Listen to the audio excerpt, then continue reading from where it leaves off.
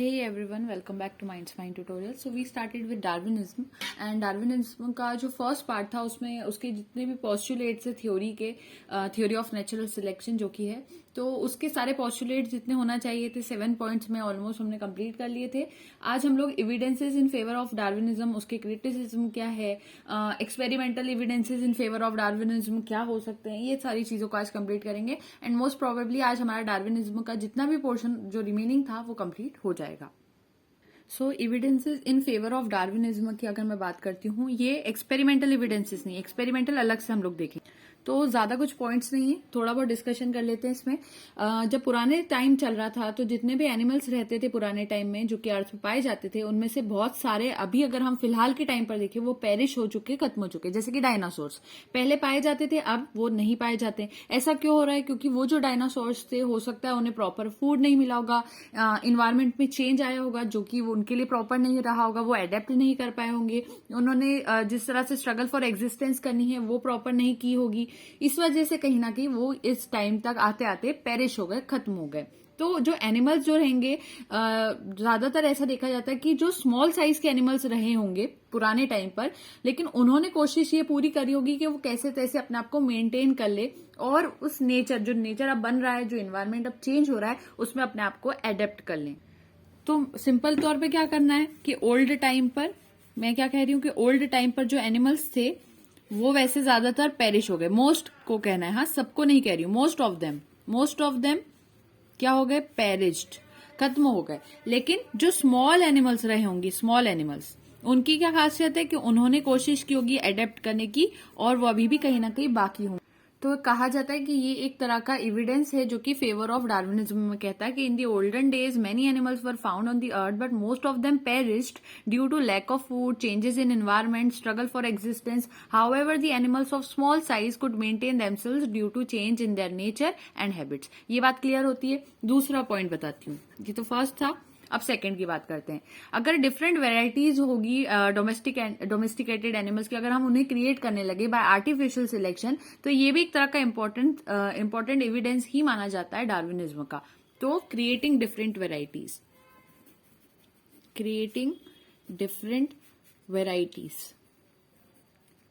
Of domesticated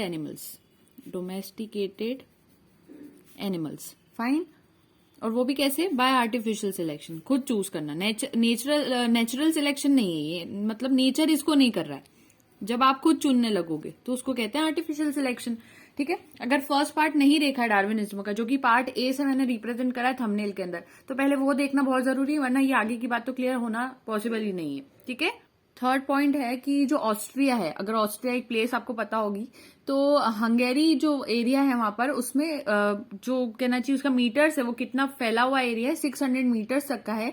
तो उसको कहीं ना कहीं 8 स्टेजेस में डिवाइड किया गया है उसको बनने के अंदर, और हर स्टेज में एक ट्रांजिशन देखने को मिलता है from shellless to shell mollusc is found. तो मैं क्या कह रही हूँ, ये ऑस्ट्रिया मान लो, ऑस्ट्रिया में भी मैं कौन सी प्लेस की बात कर रही हूँ? हंगेरी की. हंगरी नहीं कहना है ना, हंगेरी. तो यहाँ पर एक एरिया है, वो एरिया करीब करीब आप समझ सकते हो 600 मीटर्स तक का है, 600 मीटर्स. और इस 600 मीटर्स को 8 स्टेजेस में डिवाइड करा है. 1 2 3 4 5 6 7 8, ऑलमोस्ट 8 बन गए होंगे. 1 2 3 4 5 6 7 और एक और बना लेते हैं 8. ऐसे 8 स्टेजेस में 600 मीटर का एरिया है, 8 स्टेजेस में उसको डिवाइड करा है. तो इन 8 स्टेजेस में क्या देखने को मिलता है कि इस स्टेज में जो मोलस्क का शेल रहता है वो अलग दिखाई देता है, यहाँ वाले ऑर्गेनिजम्स का अलग तरह का शेल होता है, यहाँ अलग होता है, यहाँ अलग होता है, यहाँ अलग, यहाँ अलग, यहाँ अलग, इस तरह से डिफरेंट स्टेजेस देखने को मिलती है. तो लिखना in Austria Hungary there is an area of 600 metres which has been divided into 8 stages. In all these stages a transition from shells to shelled mollusc is found. Shell less भी होते हैं. अच्छा एक बात और, मान लीजिए यहाँ का मॉलस्क शेल लेस है, शेल लेस, और यहाँ का मॉलस्क हो सकता है शेल वाला हो, शेल्ड मॉलस्क. ठीक है. मॉलस्क तो आपको पता है फाइलम मॉलस्क का. तो यही बात हो रही है. तो ये भी एक तरह का डार्विनिज्म का ही फेवर माना जाता है. जैसे उन्होंने जो फिंचेस वाला एग्जांपल दिया था कि जो फिंचेस जिस तरह की ईटिंग हैबिट शो करती थी उनकी बीक वैसी हो जाती है. हालांकि मैंने अभी उसको एक्सप्लेन ज्यादा डिटेल में नहीं करा है, सभी चीज अभी बाकी है करना डिटेल में. इसके बाद नेक्स्ट पॉइंट है जो कि लास्ट ऑलमोस्ट फेवर हम कह सकते हैं डार्विनिज्म का, एक सेकेंड, हम थोड़ा सा पहले इसको एडजस्ट करेंगे प्रॉपरली। फाइन। अब जो एंसेस्टर्स हैं मॉडर्न हॉर्स के, अगर मैं आज के हॉर्स के एंसेस्टर्स की बात करूं यानी उनके पूर्वज की बात करूं, तो उनके अंदर 4 टोज हुआ करते थे। लेकिन जो मॉडर्न हॉर्स है वो जब इनमें से इवॉल्व हुआ होगा तो उसके अंदर रिडक्शन हो गए 3 टोज के, यानी कि फिब्यूला और अल्ना। तो ये आपको याद रखना है ना। तो मैं यहाँ पर मॉडर्न हॉर्स के एग्जाम्पल लिख लेती हूँ। मॉडर्न हॉर्स और उसके एंसेस्टर्स। तो इसके पास एंसेस्टर्स के पास कितने टोज थे? 4 टोज, और इसमें से 4 माइनस 3 टोज ऑलमोस्ट हो गए। 4 माइनस 3, हाँ ये डैश नहीं, 4 माइनस 3 हो गए। ये आपको कंसेप्ट याद रखना है। तो ऐसा कहा जाता था, ancestors of modern horse and had 4 toes. The modern horse evolved from these by reduction of 3 toes, fibula and ulna. ठीक है, ये क्लियर होता है। ये तो हो गए evidences in favour of Darwinism. अब बता देते हैं experimental evidences in favour of Darwinism. Experimental evidences in favours of Darwinism, मैंने इसको शॉर्ट में लिखा, आप कंप्लीट हेडिंग लिख सकते हो। तो इसमें बहुत सारे साइंटिस्ट आए जिन्होंने एक्सपेरिमेंट किया और उन्होंने डार्विनिज्म को प्रूव कर दिया। उसमें से पहला जो साइंटिस्ट के नेम इसमें आ जाता है वो था सेसनोला। ठीक है, नाम आपको क्लियर हो रहा होगा, सेसनोला। तो इन्होंने बहुत सारे एक्सपेरिमेंट्स कंडक्ट करे। इन्होंने मिमिक्री के ऊपर करना चाहिए एक्सपेरिमेंट्स को कंडक्ट करे थे, और सिलेक्टिव वैल्यू यूज करी थी, यानी खुद ने सिलेक्ट करे हर चीज को कि क्या करना है, क्या कैरेक्टर देखना है, इन सब चीजों को। उन्होंने क्या करा, ग्रीन और ग्रे कलर के दो कलर्स यूज करे, ग्रीन और ग्रे। और वो भी किसके? प्रेइंग मैंटिस, एक तरह का इंसेक्ट होता है प्रेइंग मैंटिस। तो प्रेइंग मैंटिस लाए, और कौन से कलर का? ग्रीन और ग्रे कलर का। और जो मेंटिस था, प्रेइंग मेंटिस, उसका नाम था मेंटिस रिलीजियोसा। उसको अगर देखा जाए तो मान लीजिए सिस्नोला लेकर आए, क्या लेकर आए? प्रेइंग मेंटिस को लाए। सिर्फ इंपॉर्टेंट पॉइंट्स लिख रहे हैं हम लोग, बाकी आप नोट्स अगर प्रॉपर वे में लिखना चाहते हैं तो आप फॉर्म कर सकते हैं उसको। लैंग्वेज अभी तक अगर आप एमएससी जूलॉजी स्टूडेंट है तो आपके अंदर ये कैपेबिलिटी आ जाना चाहिए कि आप नोट्स खुद से फॉर्म कर सके। आपको सिर्फ मैटर पता होना चाहिए और नोट्स प्रॉपरली आप खुद फॉर्म करना चाहिए आपको। तो प्रेइंग मेंटिस लाए, और मेंटिस कौन सा वाला वो भी लिख लेते हैं, मेंटिस रिलीजियोसा। जब अपन पढ़ाई करें, हम लोगों में ऐसी वो होना चाहिए, जब हम पढ़ाई करें तो इंपॉर्टेंट जितने भी की पॉइंट्स आ रहे हैं उन्हें हम यूज करके अपने कॉपीज में नोट करें, और फिर एग्जाम्स में हम उन्हीं पॉइंट्स को यूज करते हुए अपने स्टेटमेंट्स को फॉर्म कर ले। तो इसलिए ये वाली चीज इसलिए इजी हो जाती है कि जब हम लोग नेचुरली पढ़ रहे होंगे तो हमारा इतना टाइम वहां पर उस चीज में नहीं जाएगा नोट्स पूरी तरह से फॉर्म करने में, और उसको हम एग्जाम्स में हमारे यूटिलाइज कर सकते हैं, नोट्स हो भी और अच्छे भी हो इस तरह से। तो इनका कौन सा कलर था? Green and grey. ठीक है, अब इनको क्या करा, ये प्रेइंग मेंटिस है दो, मान लीजिए एक ग्रीन कलर का होगा, एक ग्रे कलर का, उसको बैकग्राउंड्स के अंदर रखा, इसको भी 2 बैकग्राउंड्स में रखा, इसको भी 2 बैकग्राउंड्स में। एक बैकग्राउंड था हार्मोनियस यानी कि जहां पर कोई प्रॉब्लम नहीं हो, शांति वाला, और दूसरा बैकग्राउंड था डिसहार्मोनियस, यानी कि यहां पर खतरा होगा, इसलिए डिसहार्मोनियस है। 2 तरह के बैकग्राउंड्स में रखा प्रेइंग मेंटिस को। तो उन्होंने ये पाया कि जब मैं ऐसे मेंटिस को जब इस तरह से रखता हूं तो जो मेंटिस अलग ही इनडिस्टिंक्ट रहे, यानी कि पहचान में नहीं आ सकते डिसहार्मोनियस बैकग्राउंड पे, तो वो अपने एनिमीज से बच जाते हैं। तो देखिए हार्मोनियस में तो वैसे ही कोई प्रॉब्लम नहीं है, यहाँ तो नो प्रॉब्लम है। तो यहाँ पर आप किसी भी तरह का मेंटिस रखोगे, चाहे ग्रीन रखोगे, ग्रे रखोगे, कोई प्रॉब्लम नहीं होगी। लेकिन अगर डिसहार्मोनियस वाला बैकग्राउंड है, इसके ऊपर ग्रीन और ग्रे में से अगर मान लीजिए मैं ग्रीन का एग्जाम्पल ले लूं, तो ग्रीन वाला तो दिखाई नहीं दे रहा क्योंकि डिसहार्मोनियस बैकग्राउंड है, तो ग्रीन वाला उसमें मैच कर जाएगा। तो क्या होगा, उसका प्रे उसको खा नहीं पाएगा, उसको दिखाई नहीं देगा कि यहाँ पर कोई मेंटिस बैठा हुआ था जो उसको खा सकेगा, तो उसके ऊपर कोई खतरा नहीं रहेगा और वो भाग जाएगा। लेकिन मान लीजिए इस डिसहार्मोनियस बैकग्राउंड के ऊपर आप ग्रे वाला बैकग्राउंड के ऊपर आप ग्रे वाला मेंटिस रख दोगे, तो ग्रे वाला मेंटिस तो ग्रीन के ऊपर आराम से दिखाई देगा, इस वजह से उसका प्रे आकर उसको खा लेगा और वो अपनी जान को नहीं बचा पाएगा। तो ये होता है सिस्नोला का एक्सपेरिमेंट, उन्होंने ये सारी बातें कही थी। सो आप लिख सकते हो सिस्नोला conducted several experiments on mimicry. अच्छा हाँ, मिमिक्री मैंने यहाँ नहीं नोट करा, मिमिक्री का यूज किया था इन्होंने, मिमिक्री। ठीक है, mimicry based on its selective value he kept many green and grey coloured praying mantis religiosa against harmonious and disharmonious backgrounds. He concluded from these experiments that those mantis which were indistinct against the disharmonious background escaped their enemies, while those which were distinct were eaten or destroyed by their enemies। और इनके enemies कौन थे? Birds थे। कोई पूछ सकता है कि एनिमीज कौन है इनके, प्रेडेटर कौन है? तो एनिमीज है इनके बर्ड्स। बर्ड्स खाती है इंसेक्ट ज्यादातर, तो वही आंसर आ जाएगा यहाँ। अब मैं यहाँ पर आपको सेकंड साइंटिस्ट का बता देती हूँ, वेल्डन। इन्होंने भी एक्सपेरिमेंट करे थे। इन्होंने क्या पाया कि जो वेरिएशंस होते हैं जो कि वहां आ रहे हैं, तो इन्होंने कहा जो वेरिएशंस आ जाते हैं उन वेरिएशंस की वजह से ही क्या होता है, नेचुरल सिलेक्शन भी होता है और इन्वायरमेंट चेंज भी होता है। सॉरी, मैंने गलत कह दिया आपको। जब इन्वायरमेंट चेंज होता है, जब प्रोसेस ऑफ नेचुरल सिलेक्शन होता है तो वेरिएशंस आते हैं, और जब वेरिएशंस आते हैं तो न्यू स्पीशीज का फॉर्मेशन होता है। तो इसके लिए उन्होंने क्या करा था कि जो शोर क्रैब्स होते हैं, प्लाईमाउथ साउंड जो है वहां के, तो उनके ऊपर एक्सपेरिमेंट्स कंडक्ट करे थे और उन्होंने कहा था, मैंने एविडेंस आपको इसका दे दिया। तो वेल्डन ने क्या करा था, उन्होंने कहा कि जो नेचुरल सिलेक्शन है, natural selection plus environment change, ये क्या कर देते हैं, वेरिएशंस ले आते हैं। वेरिएशंस लेकर आते हैं। वेरिएशंस क्या करते हैं, वेरिएशंस लाते हैं यहाँ पर न्यू स्पीशीज के फॉर्मेशन को, फाइन, इतनी बात क्लियर हो गई। और इस चीज को प्रूव करने के लिए उन्होंने क्या करा था, उन्होंने ही conducted his experiments on the शोर क्रैब्स। किस पे एक्सपेरिमेंट करा, शोर crabs of Plymouth sound, fine. ये वेल्डन की बातें हो गई। इसके बाद थर्ड साइंटिस्ट, जो लास्ट साइंटिस्ट रहेंगे अभी हमारे एविडेंसेस में, वो थे डेवनपोर्ट। तो उन्होंने क्या करा, कुछ चिक्स को लिया, यानी कि जो हैन के छोटे बच्चे होते हैं उनको लिया, और उनमें से कुछ चिक्स ब्लैक कलर के थे, कुछ चिक्स व्हाइट कलर के थे, और कुछ चेकर्ड टाइप के थे। समझ रहे हो आप मैं क्या कहना चाह रही हूँ। इन्होंने सबसे पहले तो लिए चिक्स, ले लिए।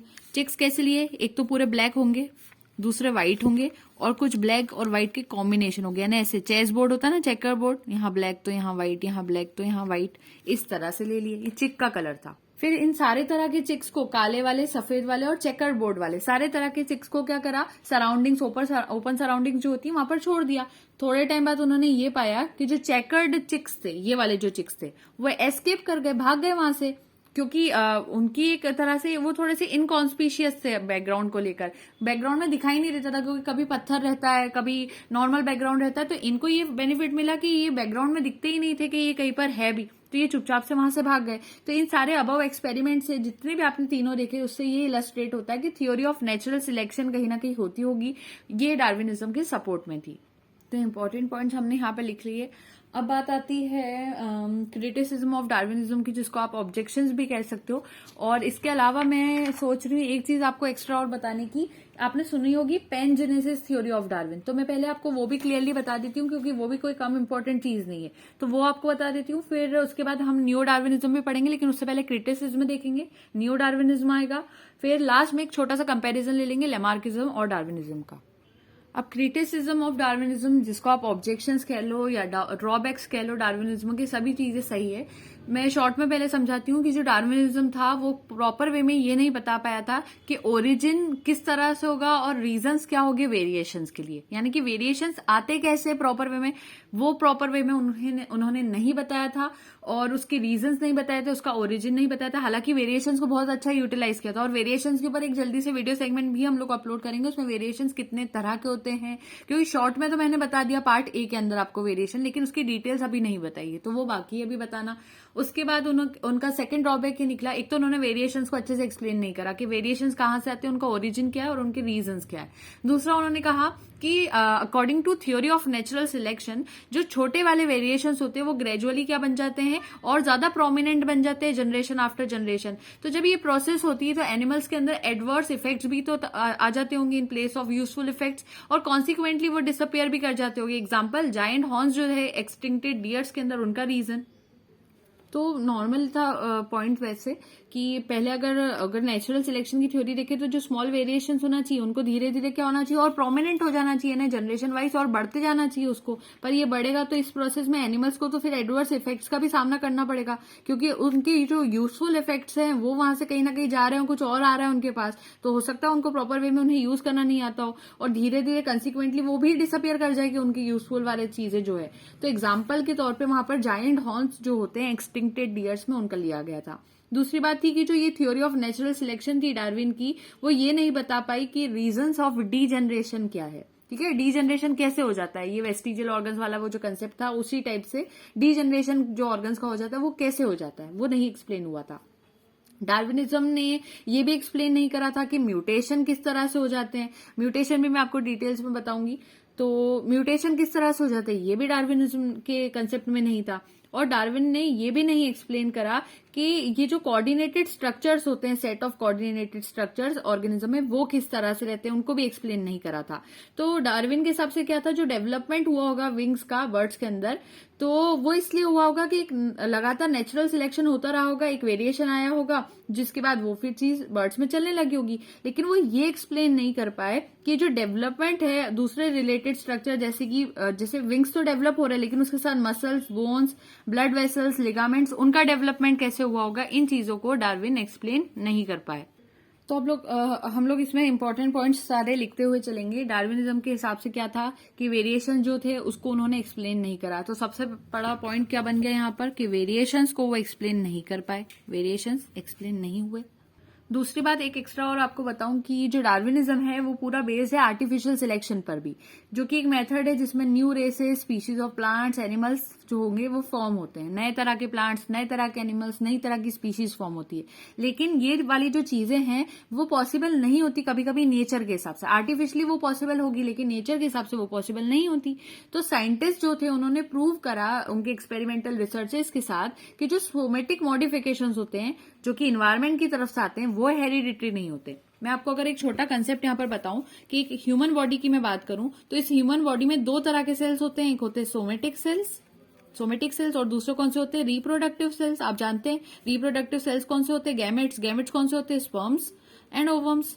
ठीक है, स्पर्म्स एंड ओवम्स। तो दूसरे साइंटिस्ट ने क्या कहा, अगर स्पर्म्स एंड ओवम्स के सेल्स के अलावा जितने भी सेल्स होते हैं बॉडी के वो सोमेटिक सेल्स होते हैं। ठीक है, जैसे हैंड के सेल्स, लेग के सेल्स, हेयर सेल्स, ये सब सोमेटिक सेल्स होंगे। लेकिन रिप्रोडक्टिव सेल्स कौन से होंगे, सिर्फ और सिर्फ गैमेट्स होंगे।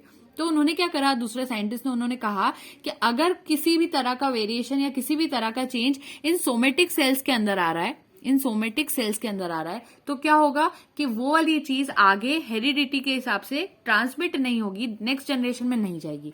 सिर्फ और सिर्फ अगर वेरिएशन स्पर्म्स एंड ओवम्स में आएंगे तभी वो चीज कहाँ जाएगी, आगे नेक्स्ट जनरेशन में जाएगी। तो रिप्रोडक्टिव सेल्स के ऊपर ही मेन रोल रहेगा वेरिएशंस का, ये दूसरे साइंटिस्ट ने बताया।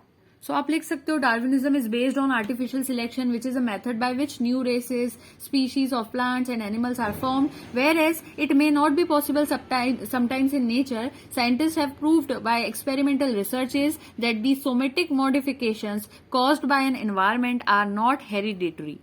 दूसरी बात क्या थी कि डार्विन की जो नेचुरल सिलेक्शन की थ्योरी थी, उन्होंने कहा था कि जो हेरिडिटी होती है कोई स्पेशलिटी नहीं, कोई स्पेशल चीज नहीं है। उन्होंने बोला कि कोई स्पेशल चीज नहीं है ये, बल्कि एक पूरे लिविंग ऑर्गेनिज्म के जो मेन ऑर्गन्स है सिर्फ उसमें ही जर्म सेल्स का रोल प्ले रहता है, उसी में कहीं ना कहीं हेरिडिटी का थोड़ा बहुत पोर्शन रहता है, बाकी कुछ भी हेरिडिटी से रिलेटेड नहीं होता, ये उन्होंने कहा था। लेकिन जब रिसेंट रिसर्चेस की गई तो ये बताया गया कि जो हेरिडिटी है वो एक चीफ कैरेक्टरिस्टिक है लिविंग बींग्स का, बहुत इंपॉर्टेंट कैरेक्टर है वो लिविंग बींग्स का। तो डार्विन ने क्या करा था, सिंपल तौर पे हम कह सकते हो हेरिडिटरी को नो स्पेशलिटी, कोई स्पेशलिटी नहीं दी। लेकिन बाद में हेरिडिटरी को क्या कहा गया, क्या प्रूफ कर दिया गया, इसको कहा गया चीफ कैरेक्टरिस्टिक,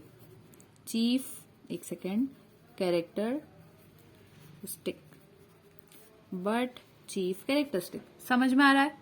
उसके बाद क्या हुआ कि जो डार्विन थे वो बिलीव करते थे कि जो हेरिडिटरी म्यूटेशंस होते हैं, वेरिएशंस होते हैं, वो स्पॉन्टेनियस होते हैं। बल्कि जब बाद में मेंडल वगैरह सारे लॉज आने लगे, आगे आगे बढ़ने लगी रिसर्च, तो ये पता चला कि जो न्यू स्पीशीज है वो इस तरह से जरूरी नहीं कि हमेशा इसी तरह से फॉर्म हो कि म्यूटेशन वेरिएशंस आए और फिर न्यू स्पीशीज फॉर्म हो, और भी चीजें हो सकती है। उन्होंने सिर्फ ये दो ही रीजन दिए थे कि कहीं ना कहीं इनका काम हो सकता है, वही ये चीजें करती है। तो according to Darwin it is believed that hereditary mutations और वेरिएशंस आर स्पॉन्टेनियस। उन्होंने क्या कहा था कि हेरिडिटी, मैं पूरा नहीं लिख रही हूं, म्यूटेशंस और वेरिएशंस जो होते हैं, वेरिएशंस ये क्या होते हैं, ये होते हैं स्पॉन्टेनियस होते हैं ये। ठीक है, पर एक्चुअली ये क्या है, ये ऐसे नहीं है, क्योंकि जब मेंडल के लॉज आए तो बताया गया कि new species can not be formed in this way only. ठीक है, ये बात क्लियर हो गई। फिर डार्विन ने एक बात और कही, डार्विन ने कहा कि जो रिपीटेड म्यूटेशंस होते हैं वो हमेशा एक ही डायरेक्शन में होते हैं। ठीक है, उन्होंने कहा repeated repeated mutations take place in one direction only, एक ही डायरेक्शन में होता है उनका। पर ये पूरी तरह से इनकरेक्ट बात थी, क्योंकि जो म्यूटेशंस होते हैं वो जरूरी नहीं कि वो रिपीट हो और जरूरी भी नहीं कि वो एक ही डेफिनेट मैनर में ही हो, तो ये वाली बात गड़बड़ वाली थी। तो यहां पर आप लिखोगे according to Darwin repeated mutations take place in one direction only, but this was incorrect because, ये रॉन्ग हो गया, because मैं यहाँ शॉर्ट में लिख रही हूँ क्योंकि मुझे बहुत सारा आपको बताना है अभी। mutations are not repeated and they don't take place in definite manner. Fine, इतनी बात क्लियर हो गई यहां पर। इसके बाद नेक्स्ट बात थी कि जो थ्योरी ऑफ नेचुरल सिलेक्शन थी वो एक रीजनेबल एक्सप्लेनेशन नहीं दे पाई मिमिक्री के बारे में। तो नेक्स्ट पॉइंट आ जाएगा कि मिमिक्री का जो प्रोसेस है, मिमिक्री का प्रोसेस, उसका रीजनेबल एक्सप्लेनेशन हमें यहाँ नहीं मिला। The theory of natural selection fails to give reasonable explanation of the process of mimicry, इतना लिख सकते हो। उसके बाद थ्योरी ऑफ नेचुरल सिलेक्शन से हमें एक और सेटिस्फैक्ट्री एक्सप्लेनेशन नहीं मिल पाया, प्रेजेंस ऑफ वेस्टिजियल ऑर्गन्स का। तो प्रेजेंस ऑफ वेस्टिजियल ऑर्गन्स, इसका प्रेजेंस क्यों हो रहा है, ये प्रेजेंस लिखा है मैंने प्लस NCE, ठीक है।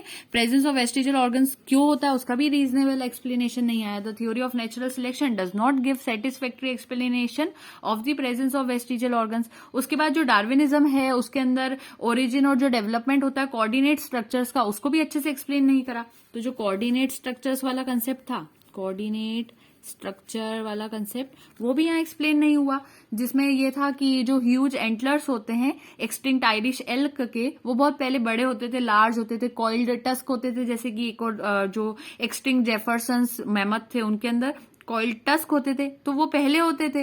लेकिन उसके बाद उससे भी जरूरी बात क्या थी कि जो नेसेसरी डेवलपमेंट हुआ तो ये तो उनके लिए यूजफुल ऑर्गन्स थे, तो वो उनकी बॉडी में से क्यों गायब हो गए, ये वाली बात को साइंटिस्ट प्रूव नहीं कर पाया। जैसे कि एक्सटिंक्ट आयरिश एल्क के अंदर ह्यूज एंटलर्स होते थे और कॉइल्ड टस्क होते थे एक्सटिंक्ट जेफरसन्स मैमथ के अंदर, तो वो उनके अंदर से क्यों गायब हो गए। तो ये सारी चीजें कहीं ना कहीं थोड़ी मीनिंगलेस लगने लगी कि ऑर्गन्स जो डेवलप हुए थे नेचुरल सिलेक्शन से, वही उनके लिए हार्मफुल भी हो गए, which were more harmful than useful। समझ में आ रही बात। So in Darwinism, the origin and development of coordinate structures have not been explained, that is huge antlers of extinct Irish।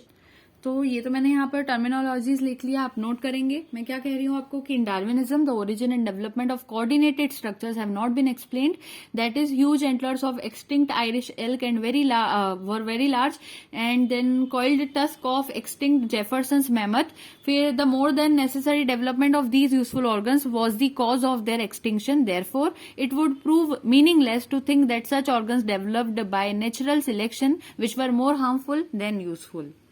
फिर डार्विनिज्म में कनेक्टिंग लिंक्स का जो कंसेप्ट है वो भी एक्सप्लेन नहीं होता। कनेक्टिंग लिंक्स कैसी होती हैं, कहाँ से आती है, क्यों बनती है, ये सारी बातें एक्सप्लेन नहीं कर पाए डार्विन। वो भी यहाँ पर एक खराब पॉइंट बन गया, क्रिटिसिज्म का पॉइंट बन गया। फिर जो एक्सप्लेनेशन था डीजनरेसी का, वो भी डीजनरेशन कैसे होता है वो सारी बात को भी प्रूव नहीं कर पाए। डीजनरेशन वाला जो कंसेप्ट था वो भी डार्विन के अंदर नहीं था, उनकी थ्योरी के अंदर। कुछ ऐसे जियोलॉजिस्ट और एस्ट्रोनॉमर्स थे जिन्होंने कहा कि जब ऑर्गेनिक वर्ल्ड का फॉर्मेशन हो रहा था तो वो पूरे तरह से जिस तरह से हुआ होगा, तो उन्होंने अपनी एक प्रोसेस दी, लेकिन डार्विन की प्रोसेस उनसे अलग जा रही थी।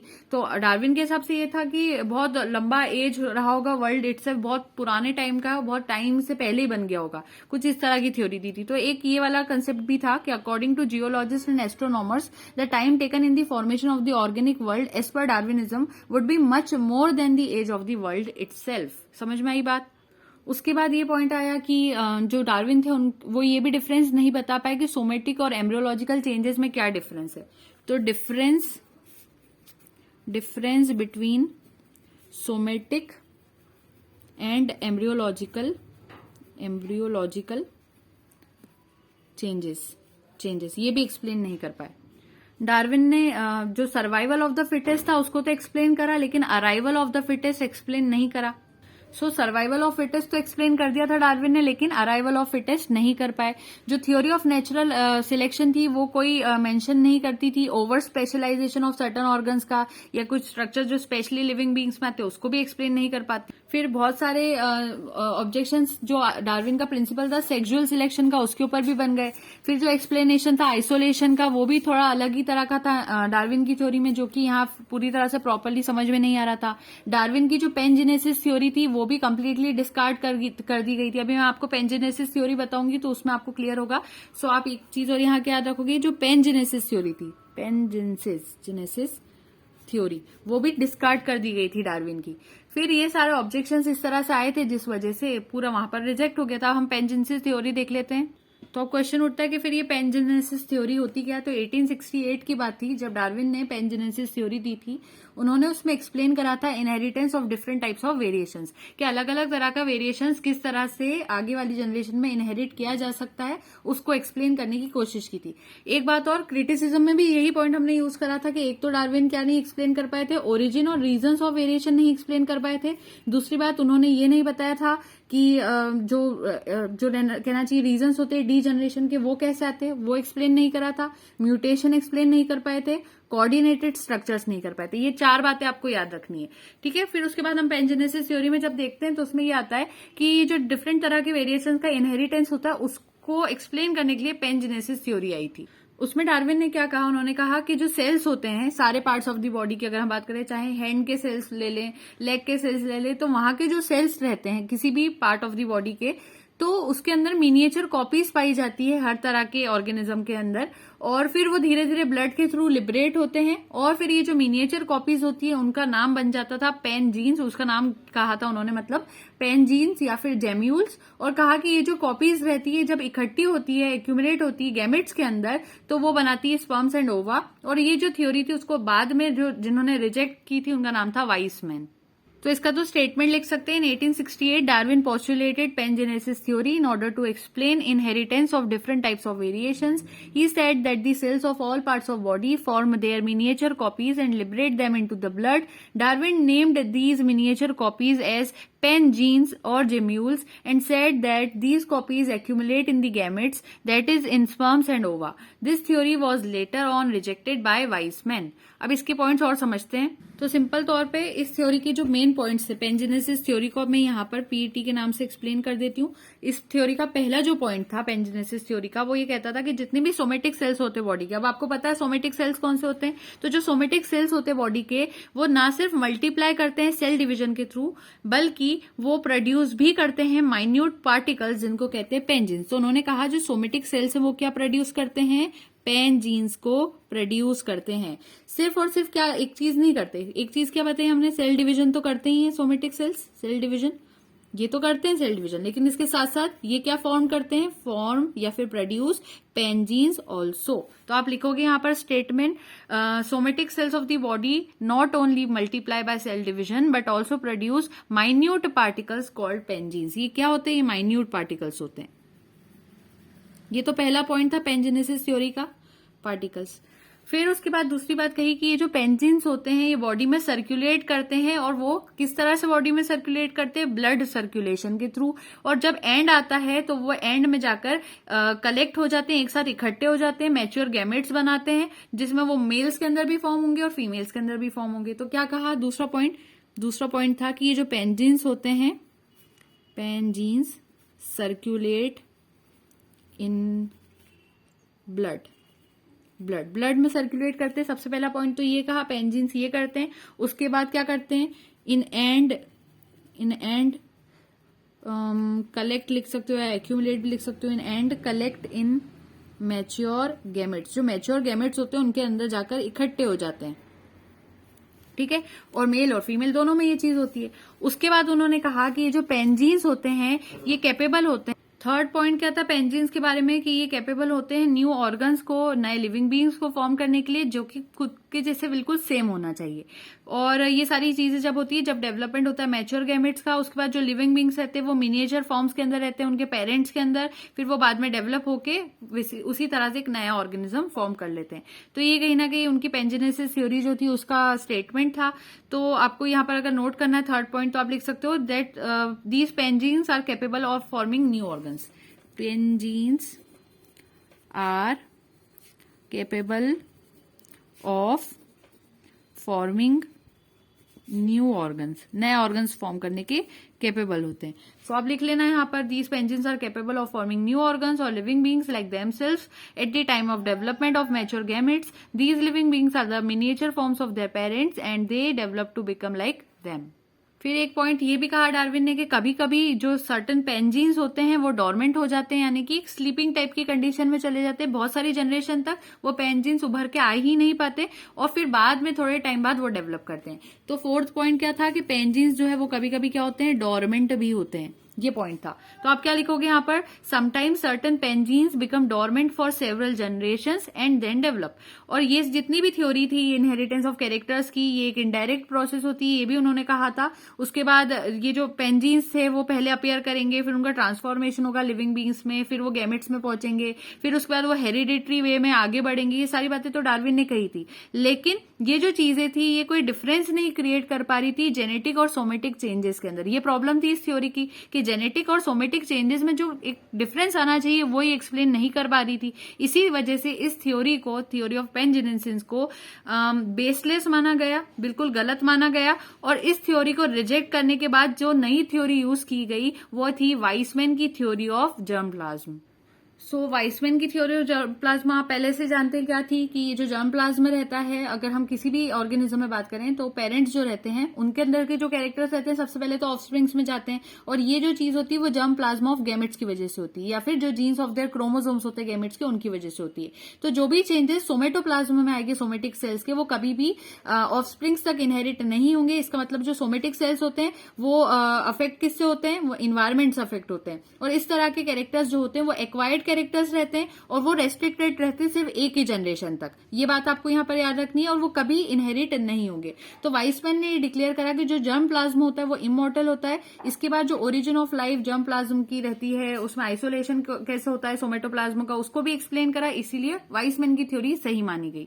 तो मान लीजिए सोमेटिक सेल है, सोमेटिक सेल के अंदर क्या भरा होगा, सोमेटोप्लाज्म भरा होगा, सोमेटोप्लाज्म। तो कहा कि अगर सोमेटोप्लाज्म में अगर किसी तरह का चेंज आता है तो वो चेंज कभी भी नेक्स्ट जनरेशन तक नहीं जाएगा, ये कहा उन्होंने, वाइसमैन ने। ये वाइसमैन की थ्योरी स्टार्ट हो गई। तो सोमेटिक सेल्स के सोमेटोप्लाज्म में अगर कोई चेंज आ रहा है तो वो नेक्स्ट जनरेशन तक नहीं जा पाता, क्योंकि ये जो कैरेक्टर्स आए थे सोमेटोप्लाज्म में वो थे एक्वायर्ड कैरेक्टर्स,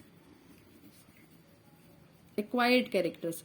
तो ये एक ही जनरेशन तक सीमित रहते हैं। वहीं अगर यहाँ पर अगर आप इसके उल्टे सेल्स देख लो, यानी कि जर्म प्लाज्मा वाले सेल्स देख लो, या फिर गैमेटिक सेल्स देख लो, गैमेट सेल्स देख लो, तो उनके अंदर क्या भरा होता है, उनमें होता है जर्म प्लाज्मा। जर्म प्लाज्मा में अगर कोई चेंज आया तो वो नेक्स्ट जनरेशन तक जाएगा, ये बात कही थी वाइसमैन ने। अब आपके पास यहाँ एक डायग्राम है, ऊपर वाला डायग्राम जर्म प्लाज्मा थ्योरी का डायग्रामेटिक रिप्रेजेंटेशन है, नीचे वाला पेंजिनेसिस थ्योरी का। सो जर्म प्लाज्म थ्योरी को आप देख सकते हो, यहाँ पर क्या हो रहा है, ये सोमेटोप्लाज्म है, वहां कोई चेंज आ रहा है दूसरे पेरेंट का तो वो अदर पेरेंट में नहीं दिखाई देगा, कहीं ना कहीं ये पेंजीन्स भी दिखाई दे रहे हैं यहाँ पर। इस तरह से ये जर्म प्लाज्म थ्योरी है। उसके बाद सोमेटोप्लाज्म को ऐसे रिप्रेजेंट करा है और जर्म प्लाज्म को ब्लैक डॉट से रिप्रेजेंट करा है। पेंजीन्स यहाँ पर है, इस तरह से आप डायग्राम को देखो यहाँ पर। उसके बाद डायग्रामेटिक रिप्रेजेंटेशन ऑफ पेंजिनेसिस थ्योरी का क्या है, यहाँ पर हम देख सकते हैं सोमेटोप्लाज्म को ऐसे रिप्रेजेंट करा, जर्म प्लाज्म को इस तरह से।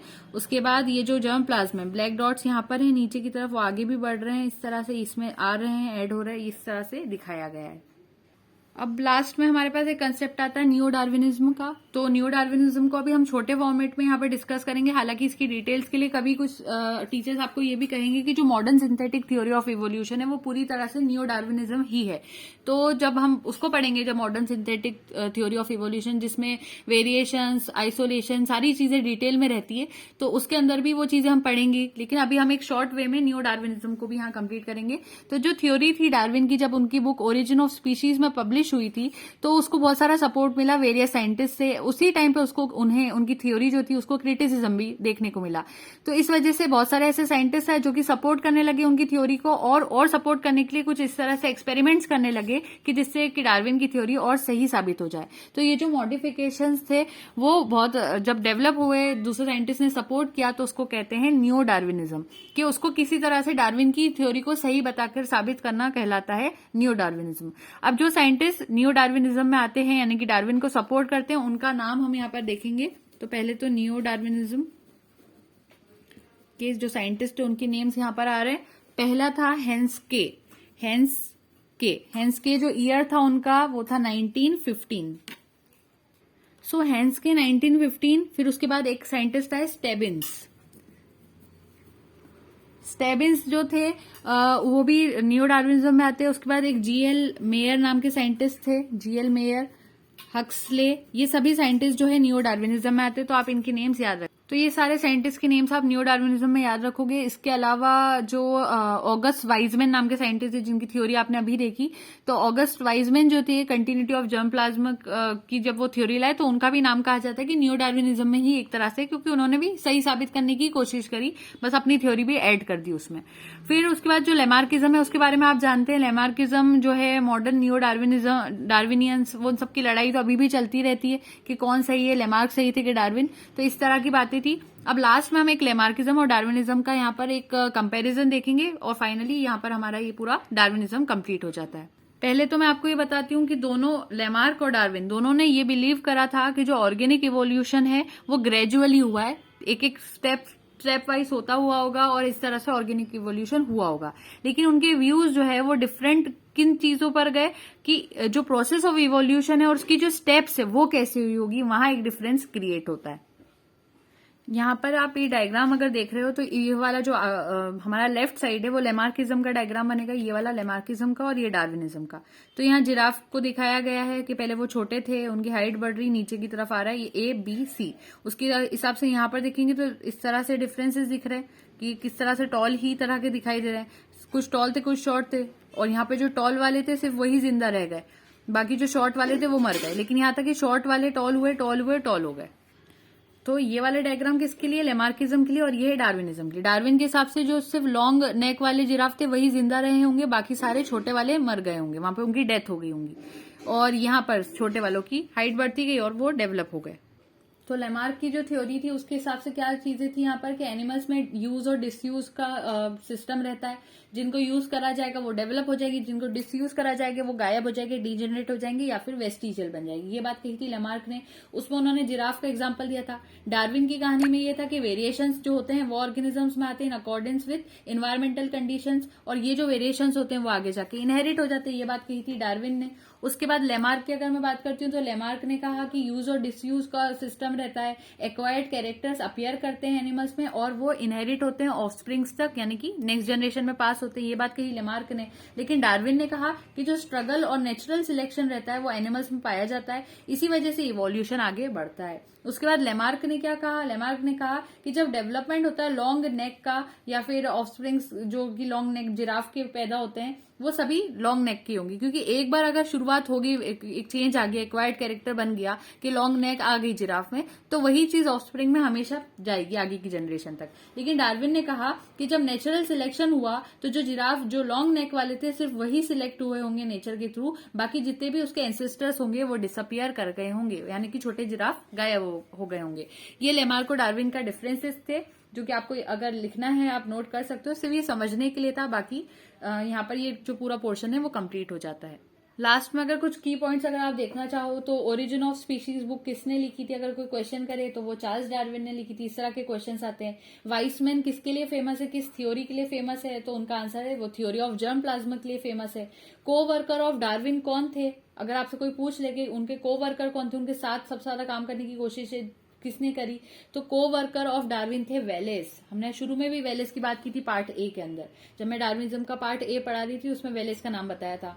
फिर जब ऑर्गेनिजम्स की अगर हम और बात करें कि ये वाली बात किसने कही थी कि जो एक्वायर्ड कैरेक्टर्स रहते हैं वो इनहेरिटेड नहीं होते और उसका कोई इवोल्यूशनरी सिग्निफिकेंस भी नहीं होता, ये बात किसने कही थी? तो ये अगर इस तरह का क्वेश्चन आ जाए तो आपको पता होना चाहिए ये बात कही थी वाइसमैन ने। उन्होंने कहा था कि जो एक्वायर्ड कैरेक्टर्स होते हैं वो इनहेरिट नहीं होते क्योंकि वो सोमेटिक सेल्स में बन जाते हैं और सोमेटिक सेल्स वाली चीजें आगे इनहेरिट नहीं होती और उनका कोई इवोल्यूशनरी सिग्निफिकेंस नहीं होता। डार्विन की जो नेचुरल सिलेक्शन की थ्योरी है वो किस पर बेस्ड है? अगर कोई ये क्वेश्चन करे आपसे तो आपको पता होना चाहिए कि जो डार्विन की थ्योरी ऑफ नेचुरल सिलेक्शन है वो माल्थस का जो आइडिया था पॉपुलेशन का उसके ऊपर बेस्ड है। शुरू में हमने उसके बारे में भी डिस्कस करा था कि माल्थस का एक आइडिया था पॉपुलेशन को जिसको देखकर डार्विन को आइडिया आया था। उसके बाद ये जो ओरिजिन ऑफ स्पीशीज बुक है इसका ईयर भी पूछा जाता है, किस ईयर में पब्लिश हुई। तो इसका ईयर जो था वो 1856 था। तो ओरिजिन ऑफ स्पीशीज बुक जो पब्लिश हुई वो कौन से ईयर में हो गई? 1856 में हुई। तो ये आपको याद रखना है। उसके अलावा अगर सेम स्पीशीज के मेंबर्स है और उनके बीच में स्ट्रगल हो रही है, एग्जिस्टेंस के लिए एक स्ट्रगल चल रही है सेम स्पीशीज के मेंबर में, तो उसको क्या कहते हैं? इंटर स्पेसिफिक स्ट्रगल या फिर इंटर स्पेसिफिक स्ट्रगल। तो इस तरह के क्वेश्चन भी पूछे जाते हैं। तो इसको कहते हैं intra specific struggle. Same species के मेंबर है इसलिए इंट्रा वाला याद रखना है, डिफरेंट स्पीशीज हो जाएगी तो इंटर स्पीशीज हो जाएगी। इस तरह के क्वेश्चन आ जाते हैं। और डार्विनिज्म के अंदर वेरिएशंस एक्सप्लेन नहीं हो पाए थे, ये चीज आपको याद रखनी है। फिर original promoter idea of survival of fittest का कौन माना जाएगा? अगर इस तरह का क्वेश्चन आपको कहीं दिख जाए तो आप इसका आंसर टिक करेंगे स्पेंसर। सर्वाइवल ऑफ फिटेस्ट का ओरिजिनल प्रमोटर अगर कोई है तो वो स्पेंसर है। हालांकि डार्विन का नाम उस पर ज्यादा यूज करने लगे हम लोग नेचुरल सिलेक्शन में, जबकि होना चाहिए, लेकिन सर्वाइवल ऑफ फिटेस्ट में मेन नाम किसका आएगा? स्पेंसर का आएगा। तो इसमें आपको कंफ्यूजन में नहीं जाना है। फिर उसके बाद स्नेक्स के अंदर लेग्स नहीं होते, वो क्यों नहीं होते? क्योंकि उनके लेग्स जो है वो डिसअपियर कर गए कहीं ना कहीं ऑर्गेनिक इवोल्यूशन में। उसके बाद ओरिजिन ऑफ स्पीशीज जो है वो डार्विन के हिसाब से किस तरह से होता है? नेचुरल सिलेक्शन, म्यूटेशन, हाइब्रिडाइजेशन के एक्वायर्ड कैरेक्टर्स के थ्रू। तो आपको पता होना चाहिए कि डार्विन ने कहा था ये जो ओरिजिन ऑफ स्पीशीज है ये नेचुरल सिलेक्शन की वजह से होता है। फिर ऐसे कौन से साइंटिस्ट थे जिन्होंने थ्योरी ऑफ नेचुरल सिलेक्शन को एक्सपाउंड किया था, यानी कि थोड़ा चेंज करा और थोड़ा बढ़ाया? तो scientist who expounded theory of natural selection वो कौन थे? तो आंसर है यहाँ पर खुद से चार्ल्स डार्विन थे, क्योंकि वही थे जिन्होंने नेचुरल सिलेक्शन की थ्योरी को पूरी तरह से एक्सप्लेन करा था। तो वो आपको याद रखना है। उसके बाद ऐसे क्वेश्चन भी आ सकते हैं कि जो ओरिजिन होता है कभी भी किसी भी स्पीशीज का, तो वो एक तरह का सम टोटल होता है चेंजेस का, जो कि एडेप्टेशन से रिलेटेड होता है। The process which ship shapes these changes is, कौन सी चेंजेस की प्रोसेस हो सकती है ये? तो उसका आंसर हो जाएगा, इसको कहते हैं natural selection. Philosophy zoologic book किसने लिखी थी? तो वो लेमार्क ने लिखी थी। इस तरह के क्वेश्चंस आते हैं। तो यहाँ हमारा पूरा पोर्शन कंप्लीट होता है। Thank you so much. Don't forget to like, share and subscribe. Happy learning.